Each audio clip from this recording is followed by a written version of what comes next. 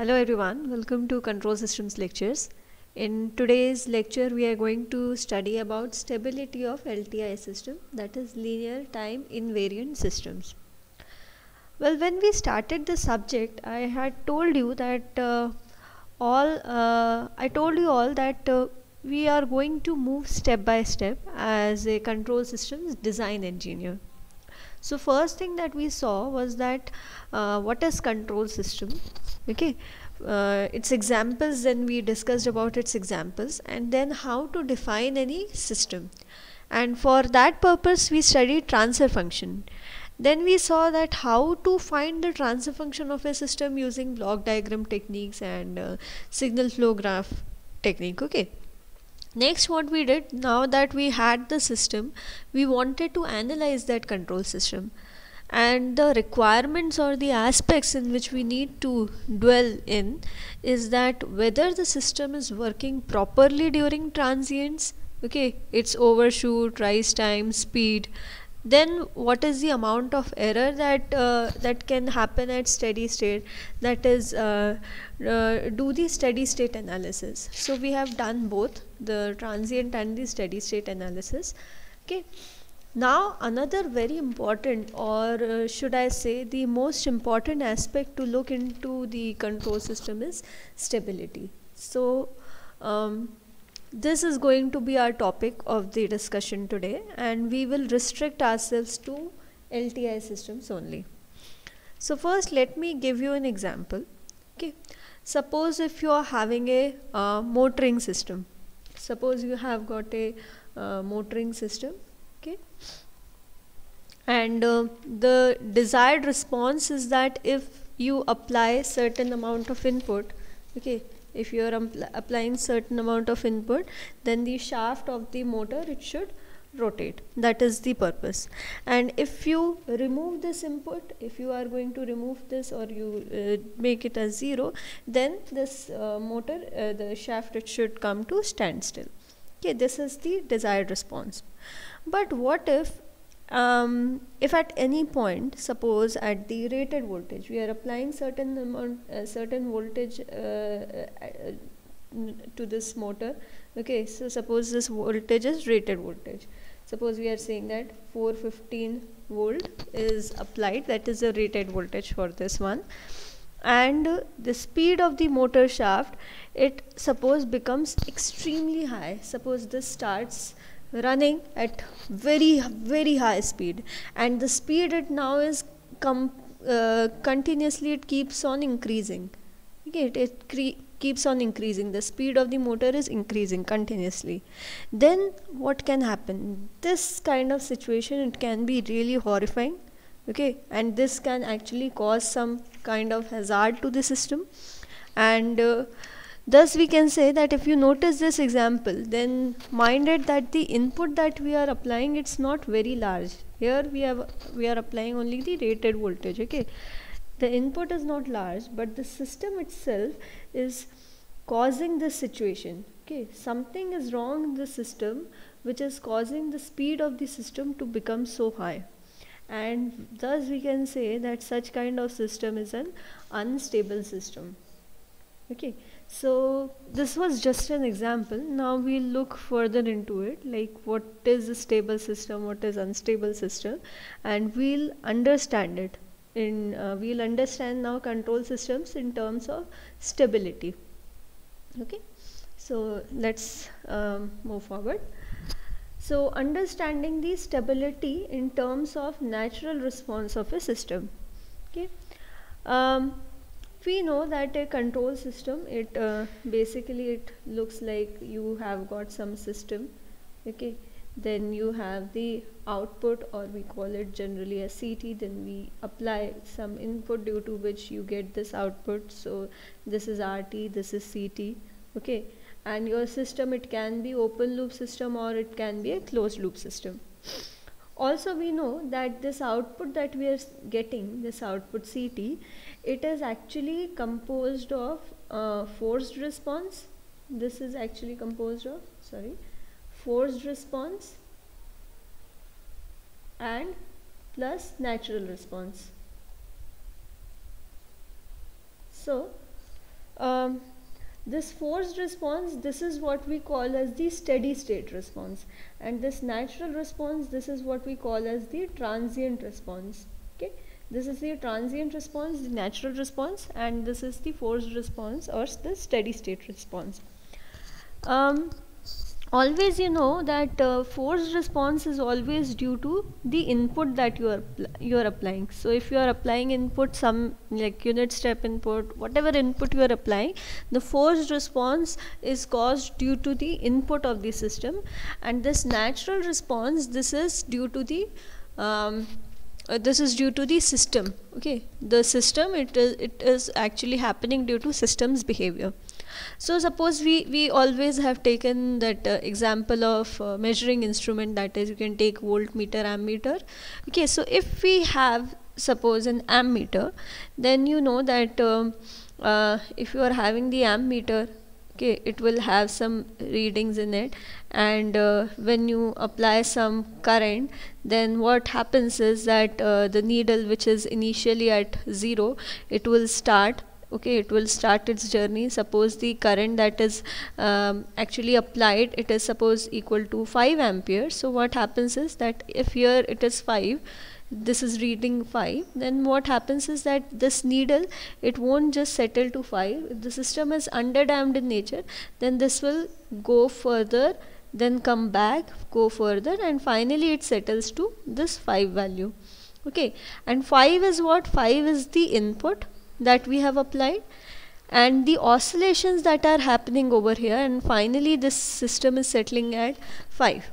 So then we say that this behavior, this settling down of this needle to this position 5, this was actually the natural response of the system or the transient response of the system.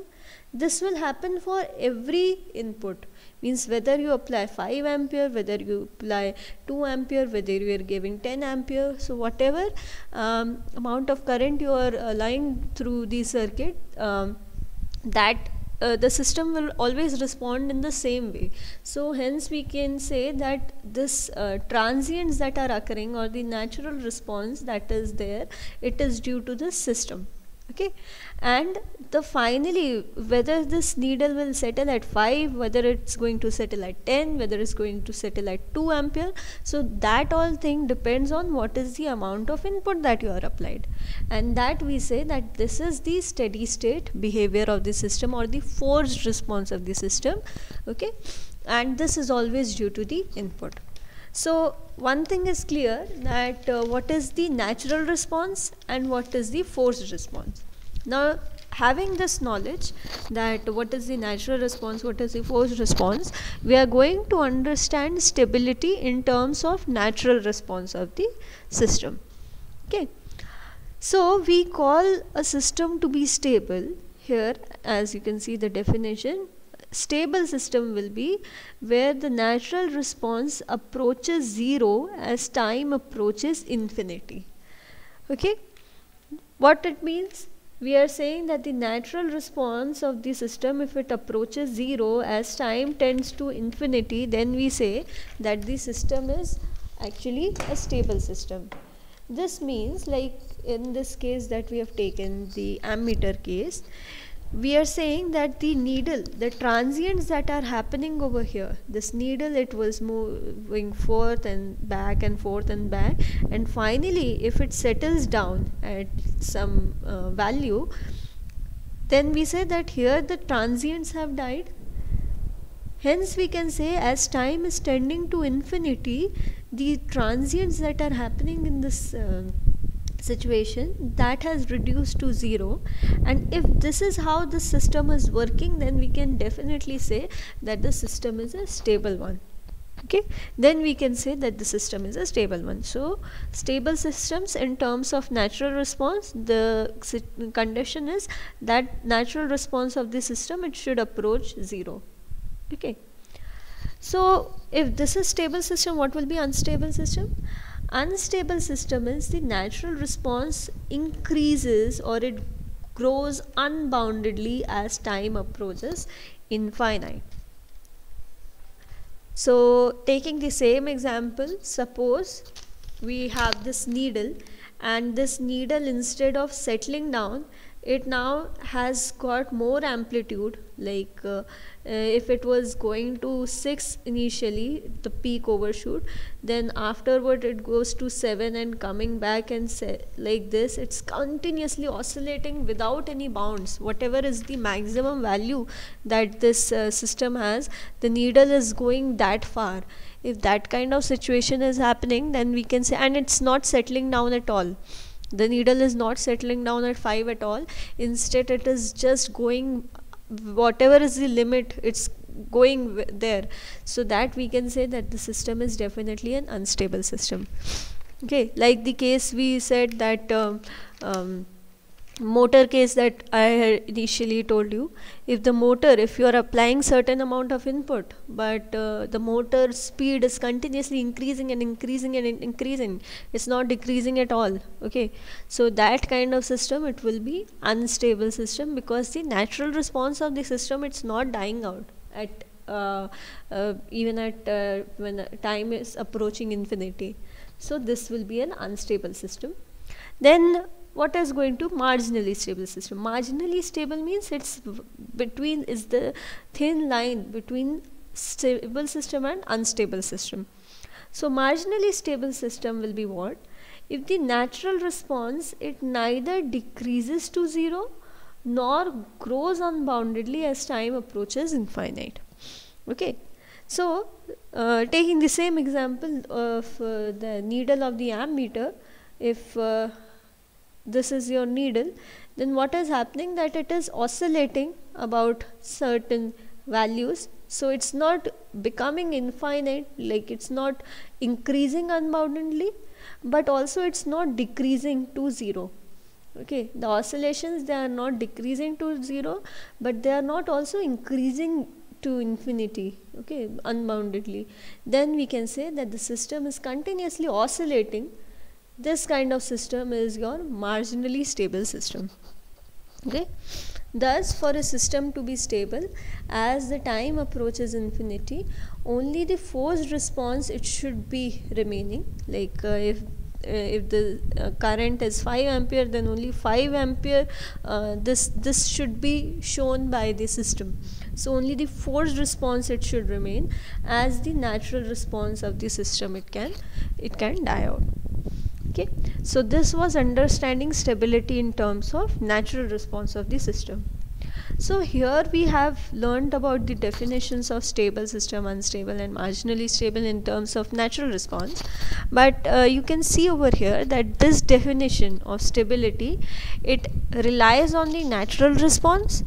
But when we look at systems, like if you look at any system, okay, so it is difficult actually for you to separate this forced response and this natural response from the CT. Like if you look at any system, आपके पास एक motor है, अब आपको उसमें से अगर natural response के terms में आपको stability को define करना है, then how can you define it? Because आपको उसमें उसका steady state analysis क्या हो रहा है, उसका transient क्या हो रहा है, दोनों को अलग अलग करके आपको analyze करना है.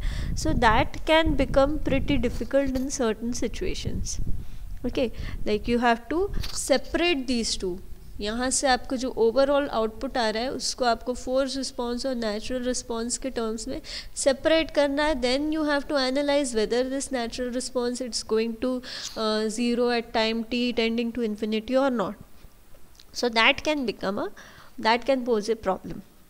So the next way, this was one way of understanding stability. So another way that we'll see is understanding the stability in terms of BIBO, stability criteria. Okay, so BIBO stability is actually bounded input, it is bounded input, bounded output. Okay, it's bounded input, bounded output. Now in BIBO stability, we say that if the system's input is bounded and the output is also bounded, then we can say that the system is actually a stable system. So this is basic understanding of BIBO. So any system will be stable if the input, like if input that you are applying it is bounded, then the output should also come out to be equal to bounded. Okay, as you have seen, like in motor example, our input was bounded. We were applying rated voltage, so it was not like you have applied such a high voltage to the system that the system is becoming unstable. No, we had applied bounded input only. There was fixed constant voltage that was applied across the motor terminals, but what happened was the output that you got over there, in that case, if you say that the speed of the shaft, it keeps on increasing at a dangerously high value, then you are applying input that is bounded, but the output that you are getting, it is unbounded. Okay, very high speed, dangerously high speed. Such kind of systems, they cause hazards, and that is to be these many accidents that generally occur in the industries. They are sometimes due to these kinds of unstable systems only, because some kind of instability if it comes into any system, then that can cause really great problems. Okay, so the crux is that if you have bounded input, then the output, like if you have applied rated voltage, then the shaft should rotate at some rated speed. Suppose it's 1500 rpm, तो इतनी ही speed पे आपके shaft को run करना चाहिए, fixed amount of speed. आप इसको increase करोगे, डेफिनेटली इसकी वैल्यू इंक्रीज होगी, but it should be proportionate. Okay, if you are having this value as constant, then this speed should not become increase, means it should not increase unboundedly. That is the major point. So for bounded input, bounded output, system is stable. If you are having bounded input but this output is unbounded, then the system will be called as unstable.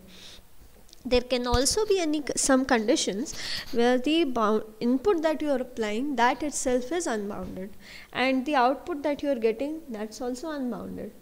Like for example, हमने जो standard signals देखे हैं, standard input signals जो हम देखते हैं, उसमें हम बोलते हैं we have unit step.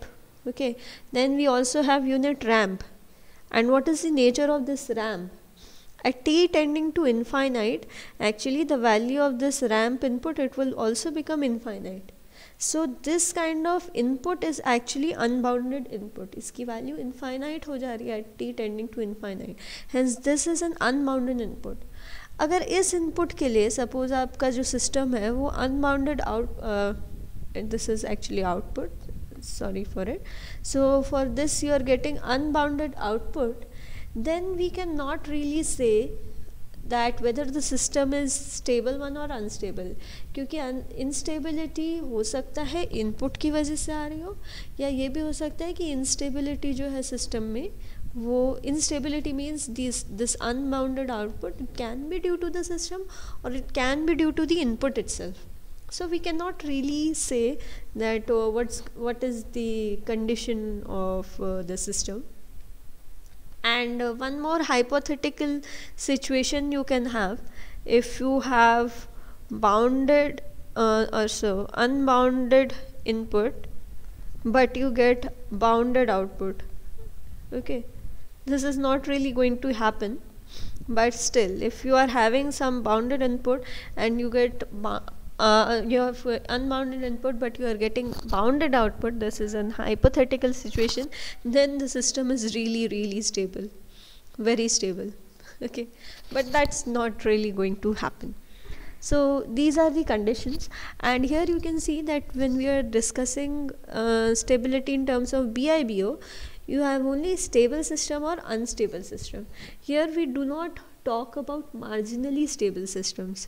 Hence marginally stable systems को हम क्या consider करेंगे BIBO stability के according. So actually marginally stable systems, they are considered that as unstable system according to BIBO criteria. जो मार्जिनली स्टेबल सिस्टम्स भी होते हैं उनको भी हम BIBO क्राइटेरिया से अगर हम स्टेबिलिटी डिफाइन करेंगे तो हम उस सिस्टम को भी अनस्टेबल ही बोलेंगे. तो कंडीशन बस यही है कि आपने जो भी इनपुट दिया है, अगर वो फिक्स्ड है, वो बाउंडेड है, तो आपका आउटपुट भी बाउंडेड आना चाहिए. that system will be known as your stable system. Okay, then there are other methods also to define the stability of the system. So like first we define the stability in terms of natural response of the system, then according to BIBO stability criteria. तो वैसे ही बहुत अलग अलग methods हैं, आप stability define कर सकते हैं. Another method is asymptotic stability or the zero input stability. Okay, as the name itself it suggests zero input stability, मतलब सिस्टम में आप ज़ीरो इनपुट दें. तो जब ज़ीरो इनपुट देंगे then what it says is that the output of the system it must approach zero in the absence of any input for a stable system. Okay, तो इसका क्या मतलब है, जैसे हमने again coming to the same example, you have got an m meter, एक m meter आपने लिया है and if you suppose apply impulse input to it. ठीक है, आपने इम्पल्स दिया. इम्पल्स का मतलब some input is given at t equal to zero, जिसका एरिया अगर यूनिट इम्पल्स है then the area will be 1 and it decreases to 0 at time greater than 0. So you just applied it. Okay, तो क्या होगा आपका actually ammeter किस तरीके से बिहेव करना चाहिए. If this is the ammeter, this is the needle, then if you suddenly apply the input and you take it back, ठीक है, आप हटा देंगे इनपुट को, तो ये आपका जो नीडल है ये सडनली हो सकता है शूट करे and then finally it should actually settle to zero only. ये वापस से अपने इनिशियल पोजीशन में आ जाना चाहिए and this is actually the zero. It should approach the value of zero. So if you have no input applied to the system, then the system's output should actually approach zero in the absence of the input. तो ऐसा अगर system behave करता है तो this kind of system can be known as a stable system. अगर input आपका zero पे नहीं आता है in the absence of the input, ठीक है, ज़ीरो पे नहीं आके suppose वो highest value पे चला गया, तो वो सिस्टम क्या हो जाएगा आपका, that will be your unstable system. So this is another method by which you can understand stability. Then we have conditional stability. It should be conditional stability. So conditional stability का क्या मतलब है कि आप स्टेबिलिटी डिफाइन कर रहे हैं with respect to certain amount of conditions. So in this case the stability for a system is dependent on particular parameter. Okay, so we have certain kind of systems जो कि कुछ parameters पे dependent होते हैं. Suppose that those parameters they can be gain, they can be time, or any other parameter can be taken. So you will see when we'll discuss about Nyquist criteria. Okay, जब बोडे plot Nyquist ये सब पढ़ेंगे तब आप देखेंगे कि आपका system जो है, कई बार सिस्टम कंडीशनली स्टेबल होता है. So we talk about gain of the system, like for gain value जैसे के की value suppose for greater than certain C1 it's stable, but for other values like it's suppose less than C1, then for this the system is stable, but for other conditions like k less than C1 it's going to be an unstable system. So this kind of condition can be there. तो इस system को आप बोल नहीं सकते कि it's completely stable in all the conditions. अगर ये condition है तो stable होगा, ये नहीं है तो unstable होगा. So that is known as the conditional stability. And then we have the term relative stability, and this term is generally used to compare stable systems. Relative stability को आप सिर्फ तभी यूज़ करेंगे जब आपके पास बहुत सारे stable systems हैं and you have to compare them. Okay, like which system is better और which system is more stable than which system. Suppose आपके पास 3 system है, system A, system B and then system C. So if you have to compare, all these 3 are stable systems only. You cannot use the term relative stability in case of unstable system. It's only for stable systems. So if you have got these 3 systems, then you determine which of these system is more stable. and it can be determined using various measures like settling time, gain margin, phase margin. So gain margin, phase margin अभी हमने नहीं पढ़ा है, we'll deal with it in the frequency domain analysis, but you know about settling time. Okay, तो जैसे आपके पास ये 3 system है, suppose if you have these 3 systems, so I'll just draw it. First system, all these 3 systems they are applied with certain amount of input, ठीक है, और तीनों को सपोज हम सेम इनपुट देते हैं, that is 2, 2 and 2, and these are your supposedly their first order system with their first order system. Okay, so what is going to be this is 2 ut, this is the input that we have applied. So if you want to plot ct, okay, with respect to time, suppose for first case A, this is what is the graph, for case B this is what is the graph that you are getting, and for case C this is the curve that you are getting. Okay, तो पहला जो है, जो आपका पहला system जो है वो सेटल डाउन कर रहा है, suppose this is at t1. Second देख रहे हैं ऑब्वियसली ए के बाद में सेटल कर रहा है, this is settling at t2. C is settling much after that this one, so suppose this is settling at t3. Okay, so for this settling time is t1, this settling time is t2, this settling time is t3. अब आपको settling time अगर पता है तो हम stability को settling time से कैसे relate करते हैं? We say that higher is the settling time of any system, lesser is going to be the stability of the system. मतलब जो system जितना ज़्यादा time लेता है settle होने में, उसकी stability, all these 3 systems are stable systems only, but whichever system is taking higher time to settle down, जो जितना लेट रिस्पॉन्ड कर रहा है या जिसमें जितना लेट आउटपुट आ रहा है, वो सिस्टम उतना ही अनस्टेबल होगा. और जो सिस्टम जल्दी आउटपुट लेके आ रहा है, जिसका सेटलिंग टाइम कम है, that system is going to be relatively stable system. Or you can say that if you want to compare stability, okay, so stability is actually inversely proportional to the settling time. Higher the settling time, lesser the stability, lesser the this one, higher is going to be the stability. Okay, so these are the few definitions through which we determine, these are the commonly used definitions, like we generally use BIBO criteria to define whether the system is stable or unstable. Okay, so these we'll be using again in the future lectures also. So next thing, now having all this knowledge, what is the condition for stability? What is the condition for stability? So the condition is that for a system to be stable, all the closed loop poles of the system's transfer function, it should be located on the left side of the S-plane irrespective of the open loop poles of the system.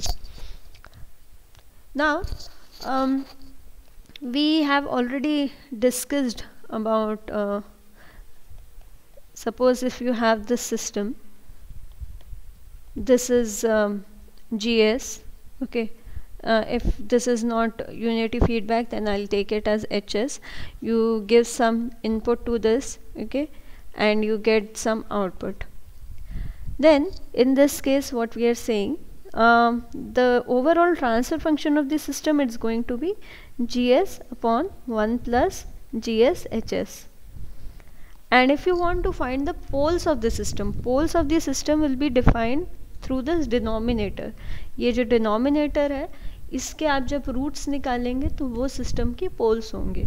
So this definition, it is saying that all the closed loop poles of the system's transfer function, so these are the closed loop poles. Now if you actually find the roots of this equation, इस equation के roots आप कैसे निकाल सकते हैं? By equating this to zero, जैसे हम करते थे ना, S square plus 2 zeta omega N S plus omega N square.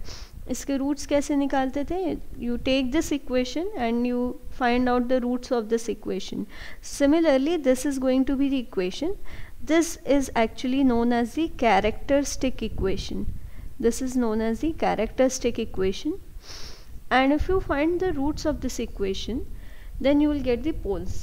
तो आपको सिस्टम के पोल्स पता चल जाएंगे, and those poles they should be located on the left side of the S plane.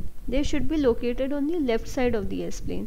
So if I have this S plane, this is sigma, this is j omega.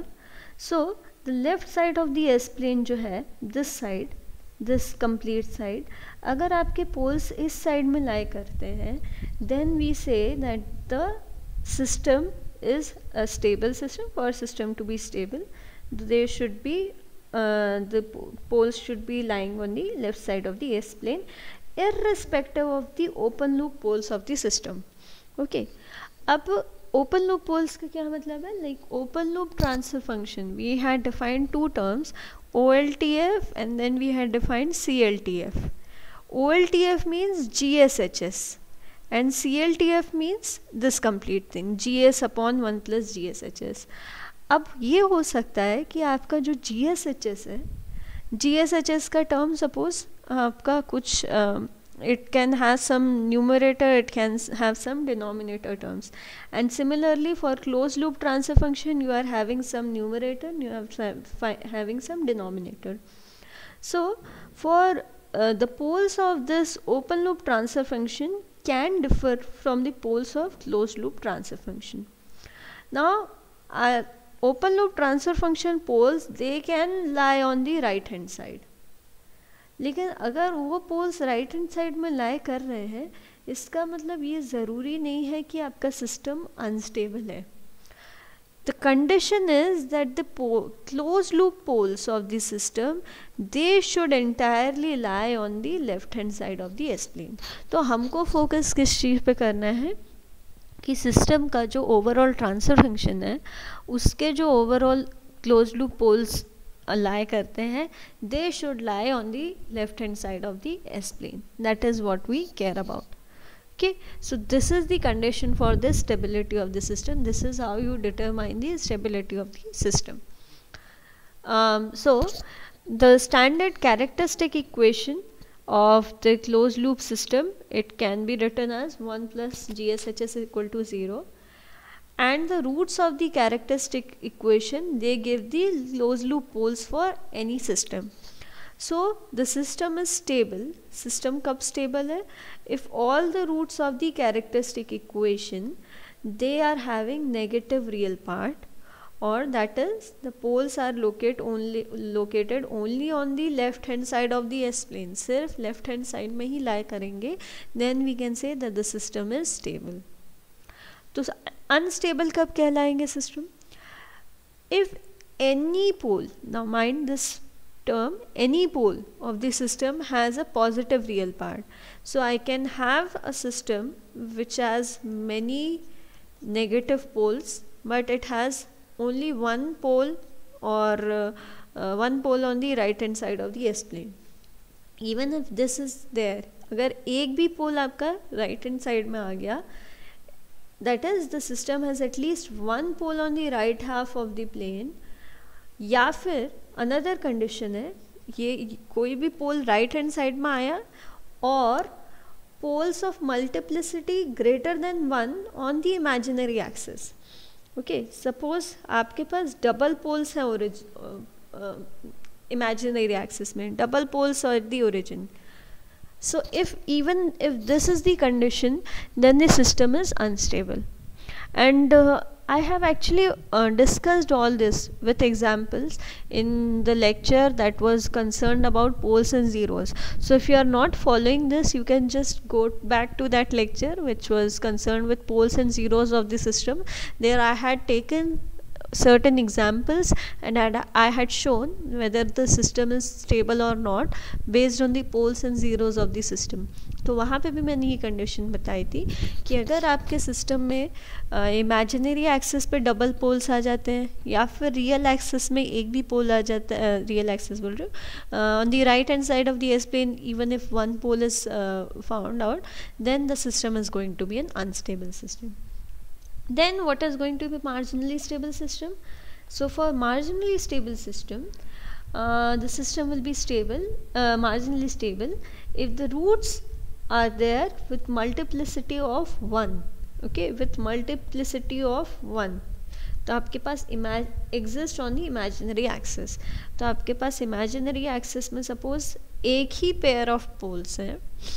Okay, अगर ये आपका condition है या फिर single pole at the origin है, so this kind of system, not we are not saying that there are double poles. ठीक है, single pole है. अगर ऐसा भी सिस्टम है तो भी ये सिस्टम जो आपका होगा, this will be marginally stable system. For this the output will be actually oscillating in nature. इसका कभी भी आप ग्राफ बनाएंगे ये ऑसिलेटिंग आएगा. So such kinds of system will be your marginally stable systems. So we'll look into few examples and we'll find out whether the system is stable, unstable, marginally stable क्या है, based on the location of the poles of the closed loop poles कहाँ पे lie कर रहे हैं. मैंने कुछ examples दिए हैं. पहला देखते हैं. First example is this one. Here we have the S plane and you can see the pole is actually lying, there is single pole which is lying on the left hand side. तो कौन सा system हुआ आपका? पोल अगर negative part में आ रहा है, it's not having any positive real part, it's not having मतलब आपका इमेजिनरी एक्सिस में नहीं है, then this system is going to be what? This is my, I decipher it as stable system. So this system is going to be a stable system. Second example, here we have one pole which is on the right hand side. क्या system हुआ? This is going to be an unstable system. Now here we have got single pole which is at the origin. ठीक है, origin पे है, तो यहाँ पे this system is going to be your marginally stable system. Then we have got two poles but these two poles are they are not double poles, they have multiplicity of 1, they are lying on the imaginary axis.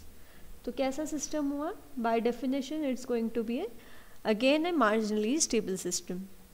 Then here just see, we I have drawn like here you can see there are two poles, double pole at the origin.